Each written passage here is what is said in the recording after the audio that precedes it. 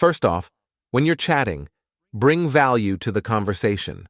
Value can be money, connections, knowledge, etc. But many overlook that good vibes are valuable too. When you have something valuable, people in need of it will gravitate towards you.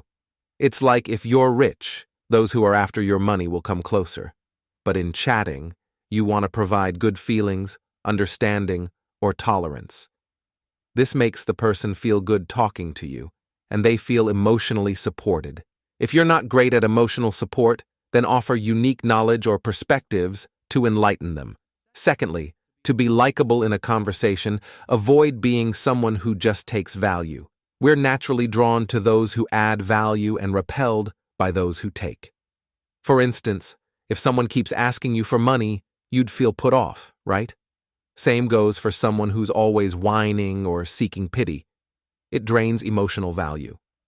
If you often show your vulnerable side, complaining about work, exes, or family, it can seem like you're always seeking sympathy, making the other person continuously give without getting. Before you're sure someone really values you, don't easily show your negative emotions. Deal with your emotions on your own. However, there's a situation where you might want to ask for help on purpose.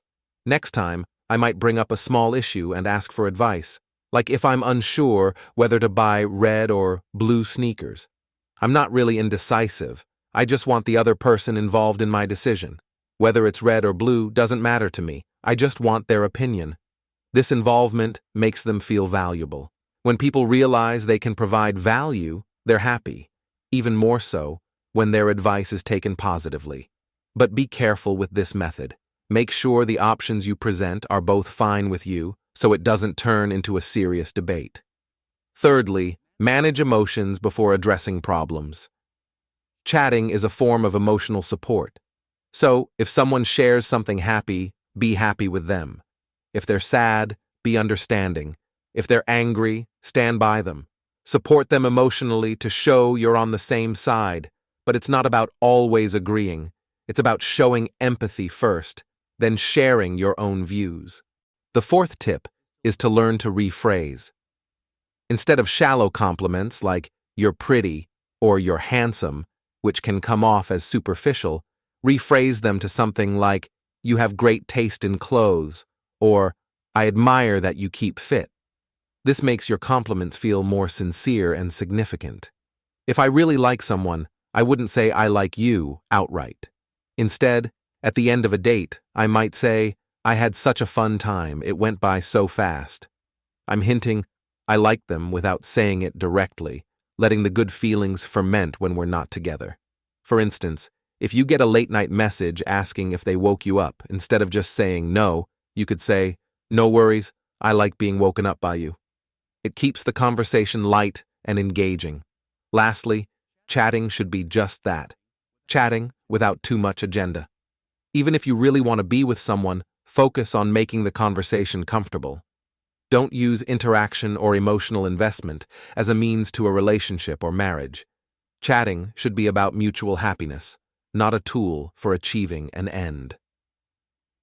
Focus on living well on your own. When you're fine being single, when you lack nothing, your value increases. Don't rush to confess feelings. It adds unnecessary pressure. In the beginning, show love through actions, not words. Speaking of love too soon won't help. It needs to be believed through actions.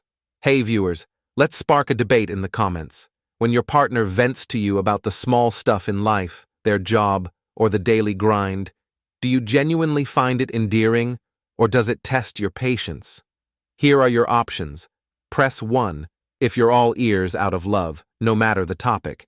Hit 2 if you think they should sort their thoughts before turning to you. This question dives deep into the dynamics of a relationship. Some say a willing ear is a loving one, but is there a line where it becomes more about being a sounding board than a partner? What's your stance? I wish you all the ability to easily chat with others and choose how close you get to them.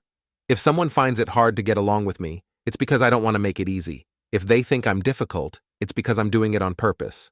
And if they find me annoying, it's because I can't be bothered to make them like me. With practice, we can become someone who actively decides whether or not to get close to people.